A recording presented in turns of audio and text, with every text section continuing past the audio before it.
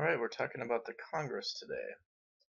And when we're talking about Congress, we're going to first just describe what is Congress, who are they? Well, as we learned earlier, they're in Article 1 of the Constitution. So the first article, their legislative branch.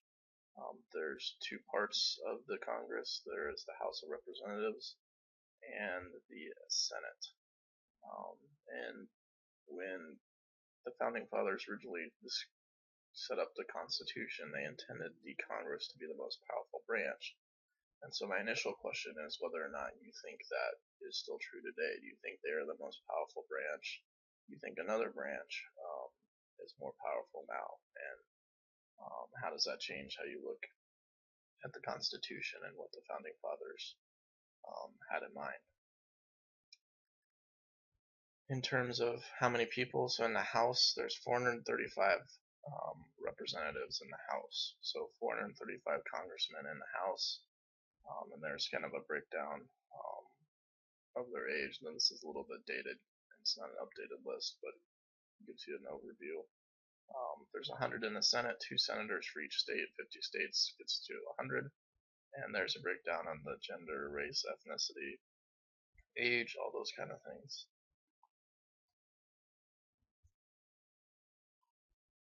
What drives Congress? Well, they're often interested in having party control, because if you have party control, that means you control what actually gets to the floor for debate. So it's incredibly important, because especially the Speaker of the House can basically decide whether a bill is going to make it to the floor, or whether it's buried and never sees the light of day.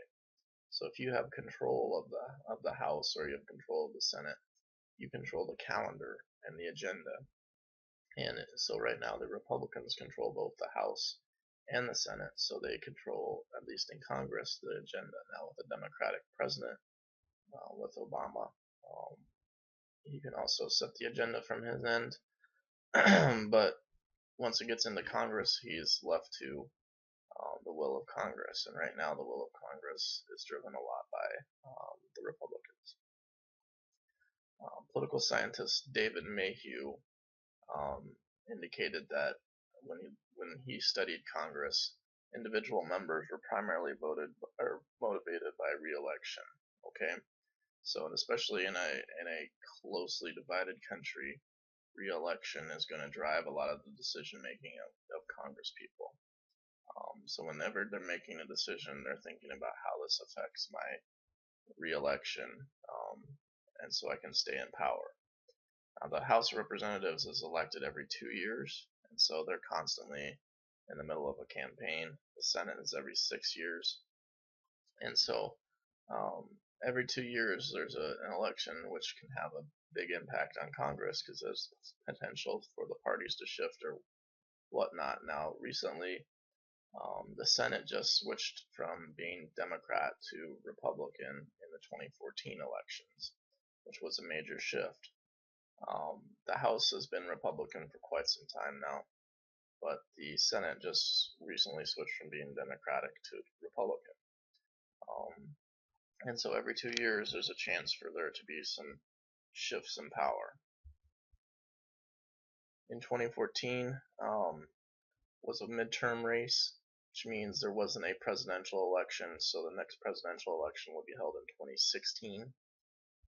So because 2014 we had the election in 2012 when Obama was reelected, and so there was a congressional election in 2012.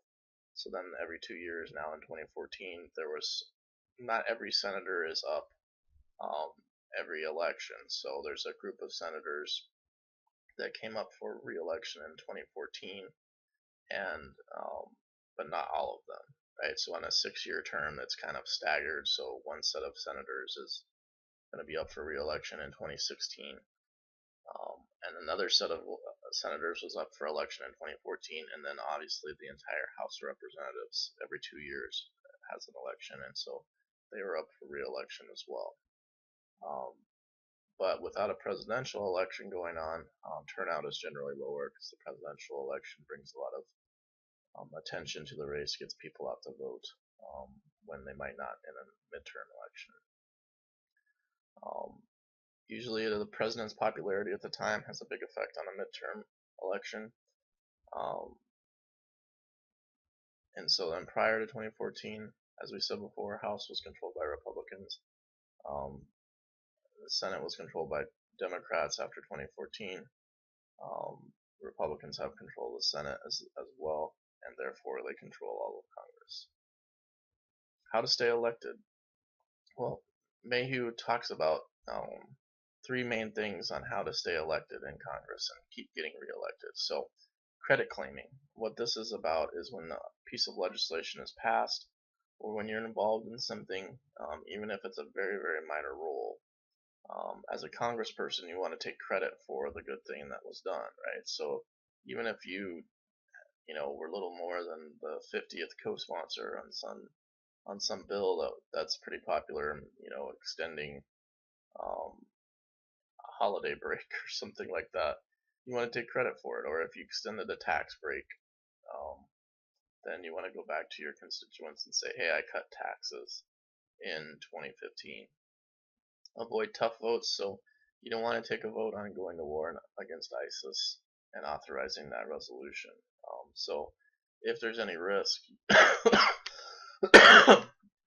excuse me, to that vote, you don't want that vote coming into Congress. And then write broad legislation so that you can be pinned down on details, and then let the courts and the big bureaucracies fill in the rest of the details. So then you can blame those actors rather than yourself for any subsequent policy making that people don't like. So here's elections, and this shows the great advantage that incumbents means this is the person already in office that's running for re-election. Okay, so usually incumbents have a tremendous advantage because they have name recognition, a whole host of things that we'll look at in a minute, and this chart just brings home there's a very high percentage, as you can see there. The gray line is the House incumbents, and the red line is the Senate incumbents. As you can see there, near 90% for both the House and Senate are reelected, and so they have incumbents have a tremendous advantage, as you can see through the years there. There's certain blips there in 1980, kind of coming off a lot of economic issues. Ronald Reagan is coming into the office, and so then there was a big change in the Senate in that situation. So incumbents are the ones already holding office, and they often. Here's some advantages of that incumbents have. So they already have a network for advertising. They've worked with people before. They've gotten their name out before in previous elections. They can keep the people's attention with newsletters and other things on them, and then keep your face and your name in front of voters, and they will remember you, and they're more likely to vote for you just because they've heard of you, even if they don't totally know what your positions are. Credit claiming, which we talked about. Sometimes you can help an individual constituent get a visa, get a passport, do something to help them out specifically, and then you can claim credit for it. There used to be a lot of pork barrel spending where you could try to get special projects for your area. You need a new military base, you need a new bridge built, you need something coming into your district, and so you work on the federal end to try to get those monies shifted over to you.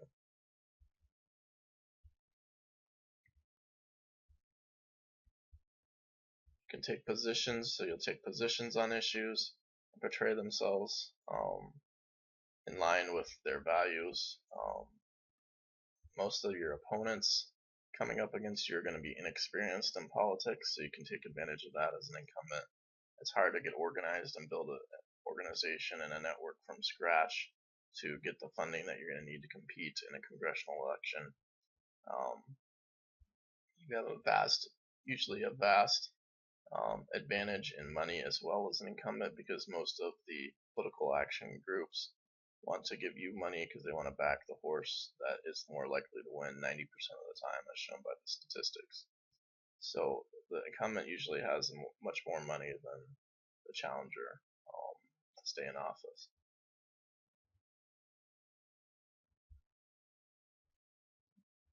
Party identification. So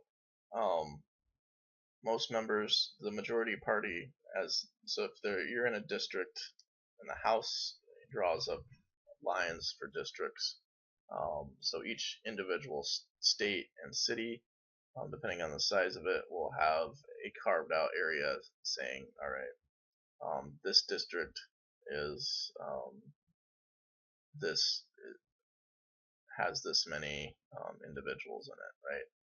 And so Iowa is divided into 4 of those districts. So we have 4 congressmen, and each one of those districts, there's a certain number of people, right? And so this point is, well, if a majority of those people are registered Republicans, then you can expect the representative to come out of that area to be Republican. Not always, right? But most members represent the majority of registered voters for that one party in their district. How do you defeat incumbents? There's scandals. Scandals can happen, right?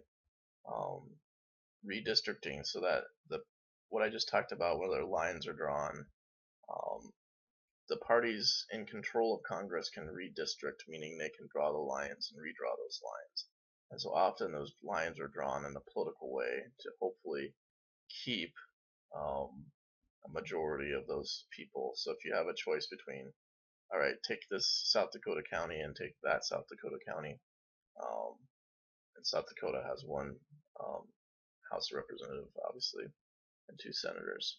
But if you take this one in Iowa, for instance, if you take this one county that's heavily Democratic and there's another county that's Republican, well, where you're going to draw the line is you're going to try and draw a line to split that county, and so that the Democratic advantage in that county doesn't sway the district itself. And so you want to, if you're a Republican drawing those lines and you're in control of Congress right now, you're going to try to draw the line so that it gives your party an advantage of the registered Republicans in that area. And so sometimes redistricting, now it throws 2 Congress people that are experienced Congress, already they're incumbents themselves. One of them's a Republican, one of them's a Democrat. Now with redistricting, all of a sudden they're in the same district and they'd have to compete against each other unless one of them moves. A lot of times they will move to hopefully one that's open, but sometimes there's just a seat that's eliminated, and therefore in that situation they have to compete against each other, and that's where incumbents can be beat as a result of redistricting. Voter retaliation: if the president's unpopular, the party that they're associated with is unpopular, it may not matter what that individual congressperson's policies are. If everyone's just mad at that party, right, they will get thrown out in kind of more of a national election. Open seats, so when there's no incumbent around, that means it's wide open. There'll be a greater likelihood for a close election because both candidates are going for that. Incumbents provide stability, but it's hard. That stability comes with a trade-off. Sometimes you can keep the same people in there for a long time, and is that good, right? Is the power, does the kind of approach that's been around there for a long time, is that necessarily good? If there's not a lot of turnover in Congress, right? And are term limits the answer? They have not been put into place prior to this, but they're always talked about trying to get, well, maybe we should do term limits to get new blood into Congress, but that argument hasn't really gone anywhere. Excuse me. So earmarks were specific spending for special projects that could have happened in your district, right? So since pork barrel, it was kind of the the underbelly of politics that showed, well, we're going to, in exchange for the votes on this and this, we'll let you have a special project in your district. And so Congress people would get, trade. Well, I get a military base and a couple bridges and maybe a new park if I vote for this legislation, right? So there was a lot of earmark spending that went to specific places. Now, it was ended by Congress in 2010 and then again in 2012. And so usually what you wanted to do was get on a certain committee that benefited your district, right? So um, if you were in a heavily banking district with a lot of banks and those kind of things, then you wanted to be on the banking commission because then you could kind of be in charge of bank policy, and if you wanted to help out your good buddies back in your district, then you could use earmark projects to do that. Or if you were in a military base situation, you wanted to be on Ways and Means or Veterans Affairs or something like that, where you can help steer resources through earmarks to your district. But they don't let that happen anymore. And so now one of the major things was how kind of the heads of parties in the House, so the Speaker of the House is the head of the House, and then the majority leader is the head of the Senate, how they used to control their own party members and say, all right, well, you're a Republican, so you're going to vote for this. And if you don't, then you're not going to get the committee chair for that district that you really, or for that committee that you really want for your district. So they used to control members by not providing them with leadership roles if they kind of broke ranks and didn't vote the way they should be voting. Well, now that's kind of all gone away. So now a lot of Congress people go on their own, right? And so some people have said, well, this lack of earmarks led to the 2013 government shutdown because there isn't that threat anymore from Republican leadership to say, hey, get in line here. Because, if we do this, we don't believe that we should be doing this. And if you do this, you're not going to get to be next in line for Ways and Means Committee or something like that. And so that's really changed the way Congress works recently. Now, implementation, we talked about this being a really important part of government. And when we go talk about credit claiming and work for constituents and stuff like that, if a law is passed and it's the best law in the world, we think, but it works so poorly that you can't even use it, then people are going to start blaming the congressperson for the law not working correctly, right? Well, it may not have anything to do with the actual language of the law. It may have everything to do with how it's rolled out. Like, so Obamacare, for instance, was kind of a debacle when the website kept crashing and it wasn't working well and all that kind of stuff.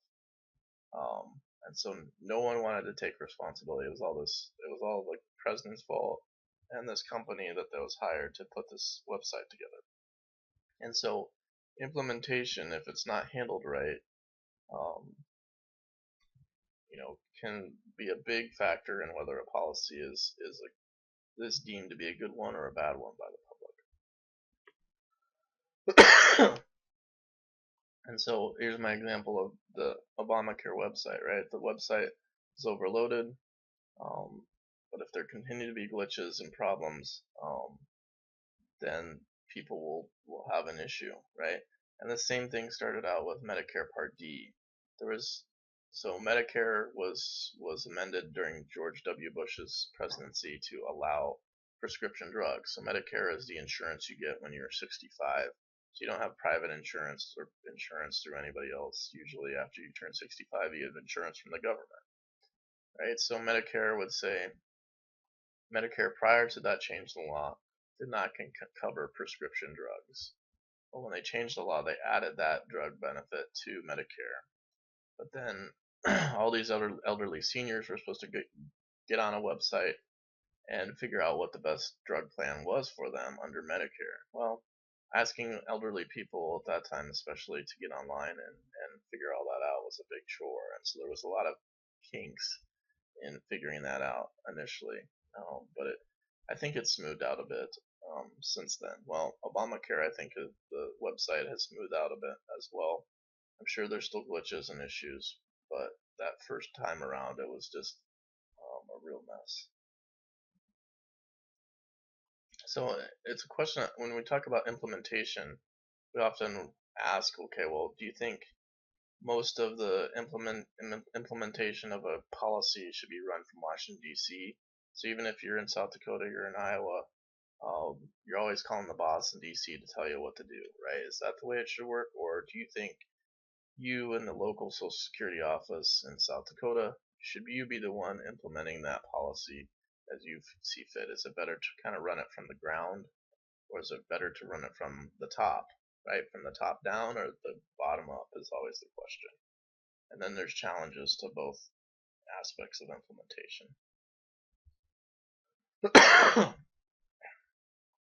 All right. So what does the job of a representative and a senator look like?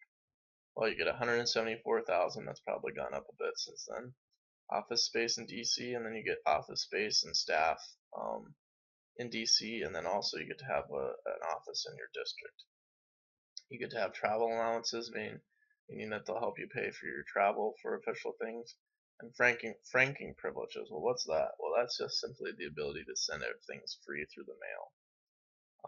But often there's a lot of pressure, there's a lot of long days, a lot of crazy days, personal fighting, and all that kind of stuff that is very, very stressful.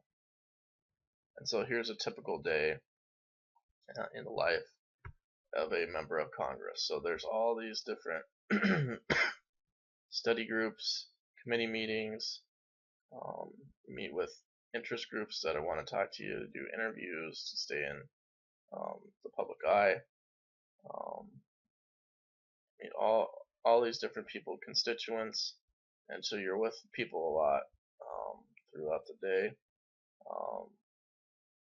And then when you're back at home, right, you're meeting with all these people around home to talk with constituents about different things, go to meetings, all that stuff. So you're very busy. And if there's a big thing of legislation that you're working on, you're even busier because you're trying to figure out how to make it work. So the legislature is divided to two houses. We talked about this before. House, 44 to 35 members, 2 years, all revenue bills, and the House has more of an impact on the budget. So the House is where all revenue bills, meaning all spending bills, and all tax bills start. The House Rules Committee, the House has less impactful rules, and they change the rules more often than the Senate, and they have limited debates. So you can't filibuster in the House. That's not allowed, because they can vote that down. Now in the Senate, you have 100 members, 6-year terms we talked about. You're more influential on foreign affairs. You're approving a lot of cabinet members, Supreme Court nominees, those kind of things. You have the filibuster in the Senate, which allows you to stop policy. So what a filibuster is as long as the senator keeps talking and doesn't stop, then they won't have to they can't move on to vote on a bill. And so if they keep talking as long as they can, then they will subsequently kill the bill and send it back so it can't be voted on. In the House, as we talked about, the Speaker of the House leads the House, names committee heads, which is an important role still, even after earmarks no longer are in existence. The Speaker of the House still has a big role in committee assignments, which is important. Assisted by the majority leader, so you have the majority leader in the House, and then whips. What are whips? They're just other head kind of leadership roles in the House to help work on getting all the members to agree on certain subjects. The Senate, the vice president actually is technically in charge of the Senate. The vice president will only vote on a tie, right? The vice president can vote on a tie, but actually doesn't preside over the Senate. that often, even though technically they do. Really it's the Senate's led by the majority leader, who's chosen by the party members of the Senate, and the Speaker of the House is chosen by the party and leadership as well. Again, the Senate's assisted by whips, which are just other people from that party and leadership.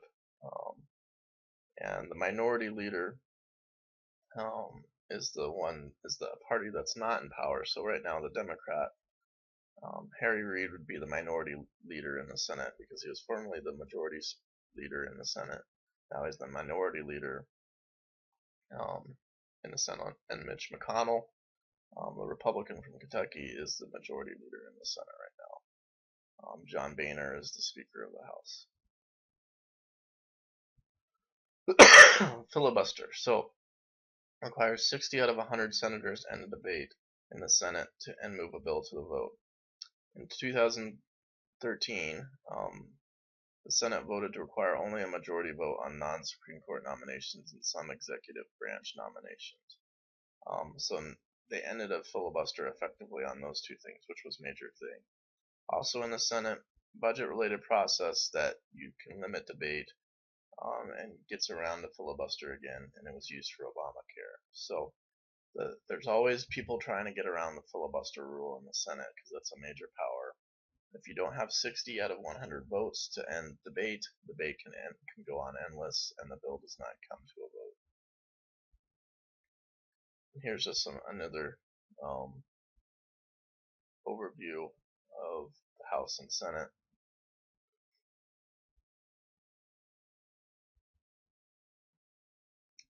Here's some different, just an overview of how Homeland Security just shows you all the different oversight that different parts of the Congress share, right? So border and port security. So you have the committee, the Judiciary Committee, you have the Agricultural Committee, Customs, Ways and Means also has oversight. So you have a lot of overlapping oversight over different areas of the Homeland Security's office, right? So terrorism, obviously, we have armed services, financial services, select intelligence, transportation, and infrastructure. Each part of Homeland Security's job as a bureaucracy, right, has overlapping committees in Congress that have jurisdiction over it. 4 types of committees. So you have standing committees. These are things that are always in existence. You have the committee, the Ways and Means Committee, which is how they divvy up funding for different things that Congress does. So Ways and Means is in charge of funding, which is tremendously powerful because they kind of hold the purse strings, right? You have a standing education committee, armed services committee, those kind of things. In a few policy areas, especially on big ones, you'll see what we call joint committees of both the House and Senate, where they join together and on policy areas that are of great importance, right? Conference committees, that's where the House and Senate, when a bill passes the House, it also has to pass the Senate, right? Well, when it passes the House in one version, and then the Senate passes it in a somewhat similar but different version, then they have to solve those differences before it's truly passed in both houses, and you'll see that in a minute. And select committees are created for specific purpose. So if they're investigating some recent scandal, a special committee will be created to look into that. So here's the standing committees that the House has. So as you can see, the House has an agricultural committee. So does the Senate. Appropriations, see Ways and Means, in the House, and those are all the different standing committees that are in the House and the Senate. These are committees that are always in existence. So foreign affairs, obviously another important thing. The committees is actually where legislation starts, right? Oops. So committees put together tons of bills, but if the bill doesn't get out of committee, then it won't ever become a law, right? So they held hearings about legislation to gather information. What would be the impact of this law if we pass this or that? And they'll talk to different people and do, hold hearings on that kind of stuff. Markup meetings is where they're changing the law. They're all getting together, going line by line, and amending legislation. I've done this in some other contexts before, and it's a tedious process because every single word could have a big impact on things. A lot of times you'll be having hearings to look over how's an existing law working? Is it working well? How's the executive branch implementing it? Is implementation going well? And as my last point there is, as government grows and as laws become more persuasive, then oversight and hearings get more numerous as well. How do you get on committee? Well, you want to be on a committee that will help you get re-elected and help you gain influence in the process, right? You want to be seen as important to your constituents back home, and so you want a committee assignment again. So if you're in a naval district, you want to be on naval committees so that you can make sure your naval base doesn't change or get closed. New members will have already figured this out, and new members of Congress will say, I want to be on the agricultural committee because I'm from South Dakota or Nebraska or Iowa, and I think that would be important to my state that I be on that committee. Right? So then the party leader takes that into consideration, says, you know what, you should be on that committee, and so I'm going to put you on there. Support of the party, it's important getting on the right committee. So if you're from the Midwest, you don't really want to be on the naval committee because you don't have any Navy bases in Nebraska. So you don't want to be on that committee, and it doesn't make sense to put you there. So you want the support of the party to put you where you need to be and where you can gain influence to get reelected. And the parties try to control that and say, well, if you are a good party member, if you vote the party line and vote with the party, you'll get what you want as a committee placement.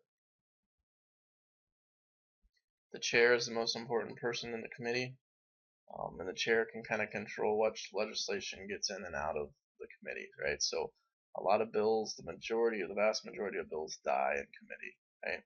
The chair just overrules, we're not talking about this, it's going to the backside.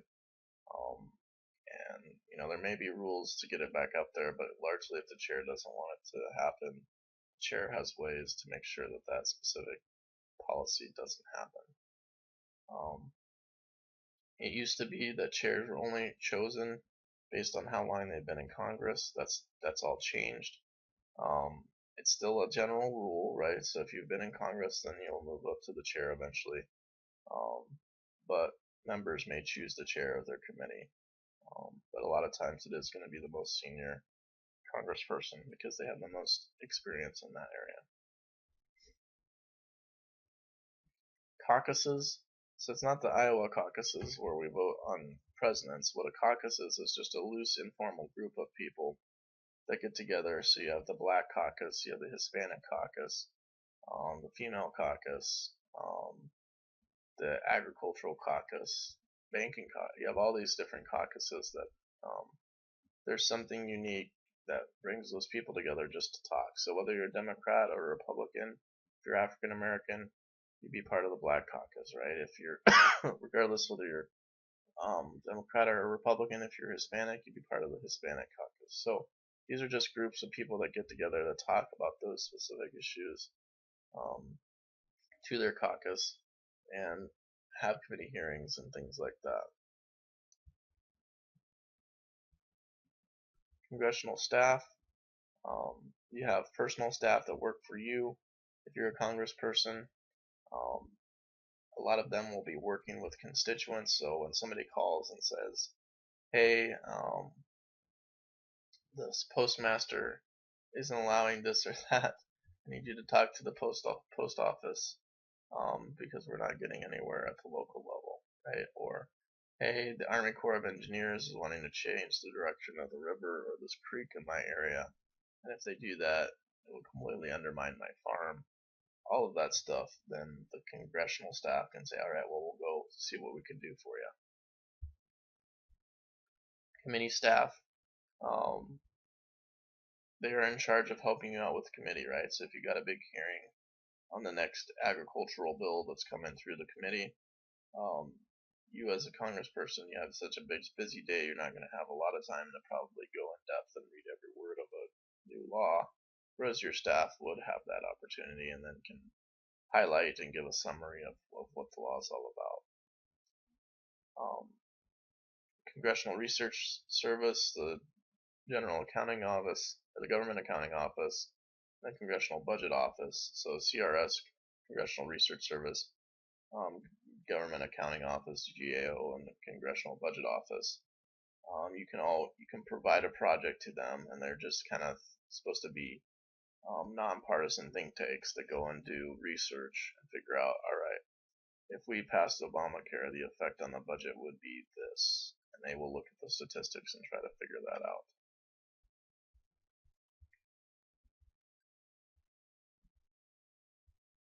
So legislation. A bill is a proposed law, right? So it's got a change to law. Anyone can draft a bill, but only members of Congress can introduce them, right? So if you're a person from an interest group, you can't introduce a piece of legislation.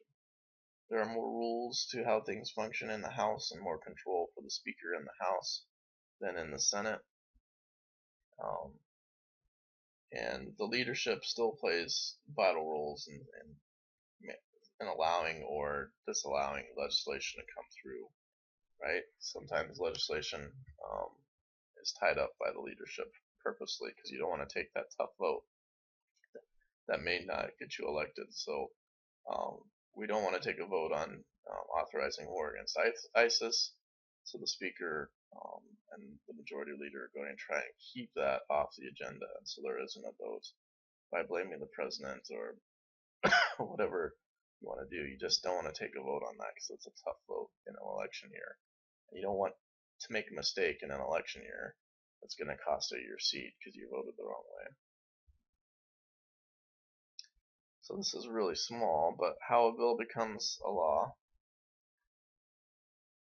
So you start out here, right? The bill is introduced in the House or the Senate, right? And then it goes into committee. So it starts in subcommittee. So you may have a committee that's let's say it's a bill to change crop insurance for farmers. So there's going to be a subcommittee within the agricultural committee on, kind of farm programs and farm insurance programs. And that subcommittee is going to be the first one to take a look at that law to change crop insurance for farmers. Then if the subcommittee passes, to committee, it goes to the full agricultural committee, and then they have to vote on it. Well, do we want to pass this? And remember, this is a House person would have to introduce the bill over in the House, so a House representative would have to introduce the crop insurance bill over here. A senator would have to introduce the bill over here. It doesn't have to be introduced in both Senate and the House to be passed, but um, it can be introduced in both, but it doesn't have to be, right? But I'm just going to show you how it moves through both systems because they're similar. So it goes to subcommittee, then to committee. Committee then decides whether it's going to come out of committee and go to the floor of the House to be voted on, right? So if it makes it through there, then in the House it goes to the Rules Committee. The Rules Committee decides whether or not it should be voted by the full House, whether the passage met with the rules. In the Senate, it goes to the leadership to see if it can get on the calendar, right? If it's voted and approved by the full House, then it has to start all over in the Senate. And if it's not been through the House and it's a Senate bill, then it has to start all the way up from scratch in the House, right? So just because something passes the House doesn't mean it's going to the president and becoming a law. It's going to go all the way back through the Senate. Again, this is a separation of powers that we saw, because it's fairly rare that you're going to have two separate pieces of, or a piece of legislation that can pass through roughly 600 people with varying degrees of support for something. But if everybody supports it, then it should sail through that process fairly easily. So then once the full Senate and the full House have voted on it, then you look to see is there any differences between the House bill and the Senate bill. And if they are, those differences get solved in the conference committee, right? And then once it goes through the conference committee and those issues are solved, then again the full House and full Senate vote on it, on the bill that's been reconciled. And then if it passes the full House and full Senate, it goes to the president, who can then decide to veto or sign it. And if the president signs the bill or Congress overrides a veto, it becomes law. So this is a closer view of how the budget gets passed, right? That's how a budget can get passed through Congress too. It goes through both houses. If it's not in agreement once it comes through the full House and the full Senate the first time around, conference committee comes out of conference committee, then they both vote on it, and the president approves it.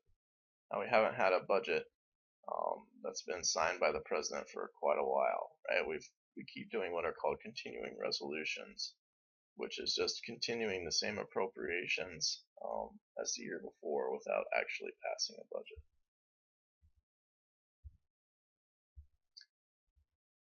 The president used to not be the primary push when the founding fathers created the country. They didn't see the president as someone who's going to be directly involved in legislation, which is almost kind of laughable at this point, because many times the president is called the chief legislature now.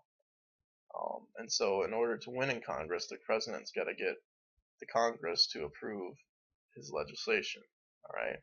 And so the president is often involved and wants to talk to the Congress people, convince them to go over to their side in any kind of legislative debate. Excuse me. It's becoming more and more challenging because the country is becoming more and more polarized as this chart shows you. So polarization is just the difference between beliefs. And so the House and the Senate, in terms of their ideology, which means party ideology, liberal, conservative, Democrat, Republican, they're starting to be, they were not previously closely aligned, right? But the polarization, they're going to different directions. So what the House believes, the Senate doesn't believe. Now, keep in mind, this is in 2000. This chart's from 2009, before the Republicans took over Congress again.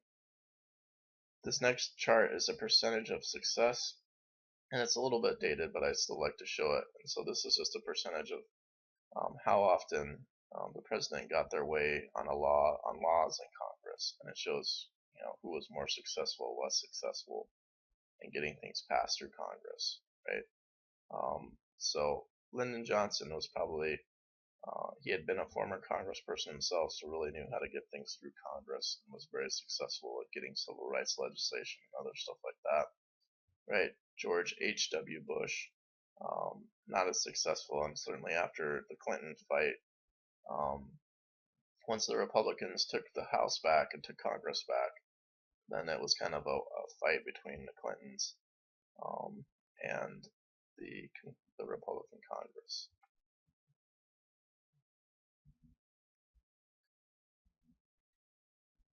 So party leaders can't force members to vote the same way that the majority of the party is going, but that is what happens a lot. So some constituents are uninformed about their congressperson, but on some more controversial things, right, you can flood the email inbox, you can write letters and do calls, and they do actually count those calls, right? So when I was working in DC, some of my friends were actually, that's all that they would do, is they answer the phone all day, check email all day on behalf of the congressperson, to count, all right, well, how many people agree with this agriculture bill, or how many people agree with this bill or that bill, or how many people want us to change policy in Iraq.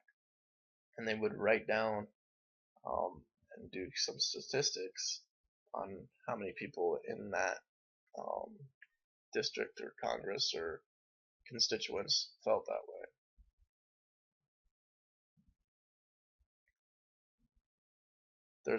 There's several thousand lobbyists, right? And lobbyists are trying to influence congressional members to get something on the agenda.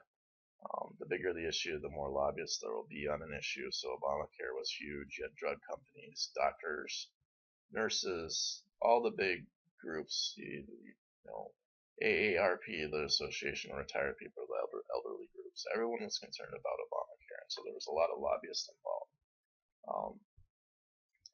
Some people don't like lobbyists, right? Lobbyists are paid people to help persuade. They're paid by their interest groups to persuade congressional people, but they're also very knowledgeable, typically, about the issue, hopefully, or influential. And so lobbyists can be influential on Congress people by saying, we've supported you in the last election. We feel like this is in line with what you believe as a congressperson and what you stood for, so we think you should vote on this. And oh, by the way, if you don't vote for us on this, we can't support you in the next election, right? So lobbyists have those kind of tools in their tool bag, and the congressional person just has to decide what they believe. And ultimately, it's going to be not just lobbyists, but other things like um, blowback from constituents. If I vote this way on the bill, will I get reelected? Is that an unpopular thing to vote on? And so it's not just lobbyists that control things in DC. I don't believe that. And there's been statistical studies to show that it's hard to separate. Usually lobbyists flock to someone who already agrees with them. So it's difficult to tell whether the congressperson is really being persuaded by the lobbyist or not, if that's just in keeping with what their ideology is already. So in what tactics do lobbyists, this is just a sample question, rely on to influence policy in Congress? Promising money for re-election campaigns, providing expert policy information, ghostwriting legislation. Ghostwriting legislation means that they will write the legislation, hand it to the congressperson, who can then bring it to the floor. The answer is all of the above. So they do all three of those things to try and influence policy in Congress.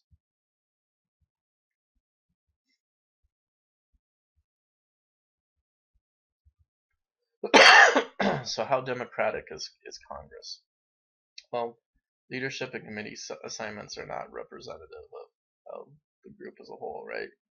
Through one way or another of pushing and prodding to get authority and control,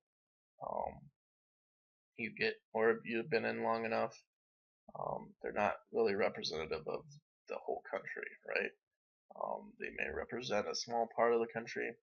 One of the arguments that people running against incumbents can say is, especially as somebody moves up into leadership in the Congress, so you're the Speaker of the House or Senate Majority Leader, you can say, and we saw this with Tom Daschle in South Dakota, right? Tom Daschle is out of touch because he's just worried about what's going on in Washington. He's not worried about what's going on in South Dakota. He's too busy running things with the president in Washington, and needs to be more in tune with what's going on. So that's an argument that can be made. Once somebody reaches leadership, they can argue that they're too close to the Washington, D.C. people and not close enough to the state where they're from. Now, Congress is very unpopular. In every statistic poll, Congress is much less popular than the president, but it's kind of like, but when people ask about their individual congressperson, usually it's a fairly favorable rating. So it's one of these things, like, we just think Congress as a whole is unpopular and corrupt and all this. We just don't like them, right? But when you talk about your individual member, you're like, oh yeah, well, I like him or her. She does a good job. And so it's a little bit inconsistent, but we do think Congress doesn't do their job in a lot of ways. So how can you reform Congress? Well, You can democratize it more, more subcommittee, more caucuses were created, and some of this has happened already, right? Power is spread around more decentralized power in the Congress, rather than having all the power in the leadership. Representation versus effectiveness, um, but Congress has to be effective in order to do things. It's hard to do that when you have a split country and a closely divided House and Senate, right? Because either side can check the other's policy agenda. And so they think that they represent interest groups too much. They're too beholden to lobbyists.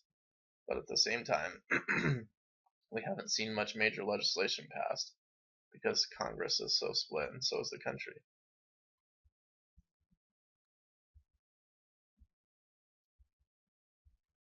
Scope of government. So the more policies that Congress works on, more ways they can serve their constituents in their districts, right? But every program that they create makes bigger and bigger government. And everybody wants less government usually, and everyone doesn't like government bureaucracies and frustrated by that. But at the same time, they don't want their own programs to cut. Well, I don't want that program to go away, but you can cut the rest of the government. Those kind of things. All right, so your assignment is going to be you want to pass a bill to increase student loan forgiveness for public service. The bill is passed out of the Education Subcommittee, the committee, and committee in the House of Representatives. And then looking at the PowerPoint slides in 30 and 31, I want you to write a paragraph on the steps that remain before your bill becomes law.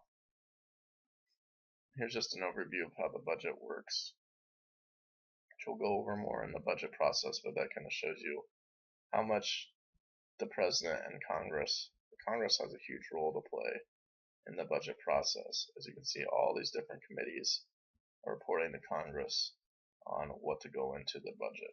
Right over here is interest groups. Just an overview of the budget, which we'll talk more in detail about when we get to the budget. Okay, we're also going to do a little simulation here about how to introduce a bill and pass it in Congress. So I'll walk you through this simulation here. So on the surface, the legislative process is simple. A member of Congress introduces a bill, both houses pass it, and the president signs it. However, it's a lot more complicated than that. So we're going to learn about the processes through the simulation, and you're going to act as an advocate for reform in credit card legislation. So that's your role. Your role playing credit card reform. Alright, so we're going to talk about drafting a bill, introducing a bill, committees, floor consideration, conference committee, and presidential action. So let's get started with our simulation here. So after finishing college, you are in terrible debt, in large part due to your credit card bills.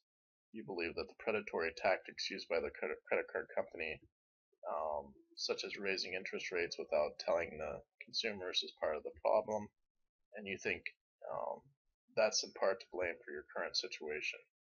You want Congress to pass new laws to protect college students from rising interest rates. What do you do, or who do you turn to in order to draft a bill for Congress? Let's listen to our advisor and see what he has to say. The question is, who has the legal and technical know-how to draft a bill? Surprisingly, members of Congress don't always have the necessary expertise. Often members of federal agencies or interest groups help write legislation. Considering the complex nature of credit card law, do you write the legislation yourself? Do you ask your congressional representative to write legislation? Or do you decide to work with an interest group that focuses on your cause?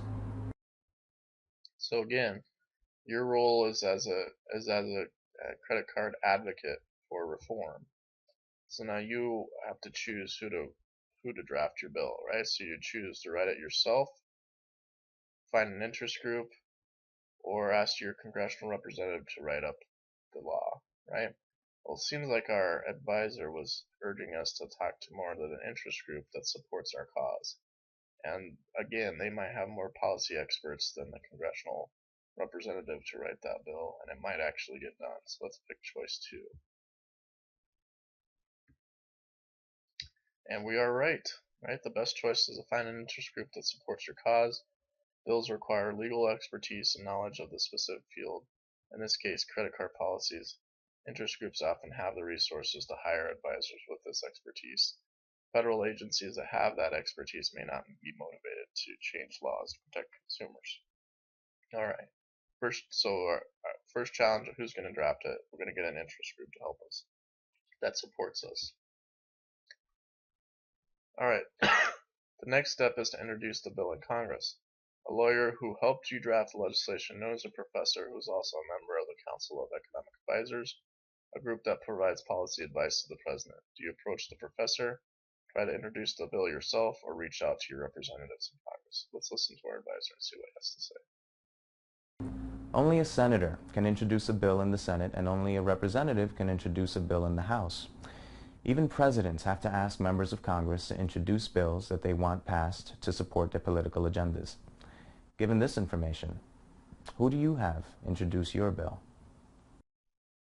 Let's see here. Who should introduce our bill? Right? Choice 1, you ask your representatives in the House and the Senate. 2, you introduce the bill yourself. Or 3, you ask the professor who's currently serving as a member of the Council of Economic Advisors. Well, as our advisor said, you have to be a member of Congress in order to introduce a bill, and we saw that in our PowerPoints as well. So you can't do it yourself.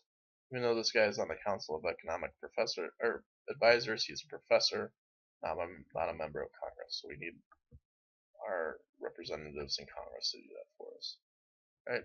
So the best choice is to ask your representatives. Only the senators can introduce the bills in Senate, only the House.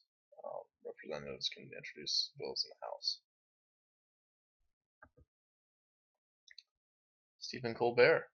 So your bill is introduced by 19 Democrats, so it's introduced and co-sponsored by 19 Democrats and 2 Republicans in the House and Senate, referred to committee and then subcommittee. The House subcommittee holds a hearing.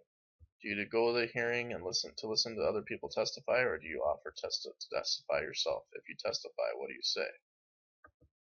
Let's listen to our advisor. Anyone who is affected by a bill or who has important information can testify before committees and subcommittees. Members of Congress frequently seek expert advice when deciding whether or not to support a bill. However, people affected by policies also testify. They can show how important it is to change current laws. What can you say that might persuade Congress to push your bill forward? Do you testify during the subcommittee hearing, and if so, what do you say? You do not. So choice 1 is you do not testify because it won't make much of a difference whether or not the bill is passed. Choice 2, you recount the stories about your personal experience to make the case that credit card reform is necessary. 3, you talk about the current predatory practices of credit card companies through America. But it sounded like our advisor thought that your own personal story could be effective in helping you get this legislation passed, so we're going to pick that one. The best answer is that one, right? Share your personal stories as being a victim of rising credit card interest rates, and that may help get your legislation passed. All right. Now your bill is in markup, right? They're changing the law and changing language here and there. The subcommittee wants to keep the provisions that prevent companies from increasing interest rates without notification. However, the subcommittee also wants to remove a provision that would allow the federal government to cap the interest rate companies charge. What do you do? Maybe our advisor. During markup, legislators modify a bill so that it has the best chance of passing. They often have to make compromises. Republicans criticize your bill as being burdensome on businesses. They balk at the idea of government regulating a company's business decisions, and unless the portion on interest rate caps is cut, they will oppose the bill's passage. With this in mind, do you accept the modified bill or fight against it? Do you accept the bill even though the cap on interest rates has been removed? No, you fight against the modified bill because it's missing an important component. Or 2, yes, you continue to support the bill because it still has important positions. Hey, part of being in legislation is making compromises, so let's compromise on that. The best choice is to continue to support the legislation because it's too important at this point. You are getting part of what you want, even if you're not getting all of what you want. So it's still important to compromise and keep the legislation going forward. Alright, so your bill passes committee in both houses. It needs to pass each house, both the House and Senate, by a simple majority vote. However, one senator has threatened to filibuster. The interest group you worked with has a lobbyist in Washington, D.C. Do you ask them to focus all their energy on the Senate, or do you think they should split their resources evenly? Unlike the House, the Senate allows unlimited debate about a bill. A filibuster happens when one senator talks a bill to death. A senator extends the debate so long that a vote cannot be taken. You need 60 votes in the Senate to stop a filibuster. With this in mind, do you want to spend your resources in getting support in the Senate? Your bill is scheduled for both a vote in the House and the Senate. How do you suggest that your lobbying resources should be divided? Well, I think if our threat is in the Senate, then let's focus our resources on the Senate. Absolutely. You need a simple majority.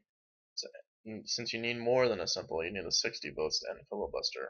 That's where you should spend your resources. At the last minute, some Democratic senators have proposed a rider to the bill, so this is an addition to the bill, that would prevent private individuals from carrying concealed weapons in public places. The House Rules Committee has decided no riders can be added to the bill on the House floor. Up until now, bill supporters have made sure that the bills are identical. Do you support adding the rider to the Senate bill? Riders are amendments to a bill which are not relevant to the legislation. They can be added at any point of the legislative process in the Senate, but the House Rules Committee can decide not to allow them. If the Senate adds a rider, then the bills from each house will have to go to conference committee and both houses will have to pass the bill again, if they can agree on whether or not to add the rider. What's the best way to get this legislation passed? Do you work for the rider or against it? Do you support adding the rider to the Senate bill that would prevent private individuals from carrying concealed weapons in public places?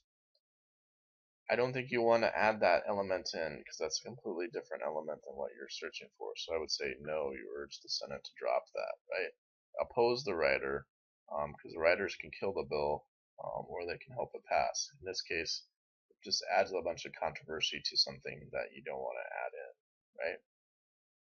And so you want to oppose the rider so that it doesn't get added to your bill. And that's the end of our simulation. So hopefully that taught you a little bit how complicated the legislative process is. Most of them die in committee and never get out of committee, but it ensures that only the most agreeable policies make it through the Congress.